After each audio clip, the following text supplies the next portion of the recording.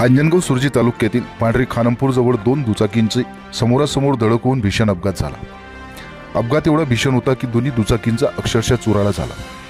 सविस्तर वृत्त असे की परतवाडा येथील जमील खान नामक व्यक्ती आपल्या MS27 DF 1409 या पल्सर दुचाकीने परतवाड्यावरून त्याची सासरवाडी अंजनगाव सुरजी येथे येत असताना विरुद्ध दिशेने येणाऱ्या शाहीन दुचाकीमध्ये जोरदार धडक होऊन भीषण अपघात झाला। सदर अपघात एवढा भीषण होता की दोन्ही दुचाकींचा चुराडा झाला। या अपघातामध्ये परतवाडा येथील जमील खान यांचा उजवा पाय फ्रॅक्चर झाला असून जखमींना अचलपूर येथे हलविण्यात आले असून अपघातातील जखमींची प्रकृती चिंताजनक असल्याचे प्रत्यक्षदर्शींनी आमच्या प्रतिनिधीशी बोलताना सांगितले। वृत्तसंकलन विभाग, विदर्भ माझा न्यूज, अमरावती।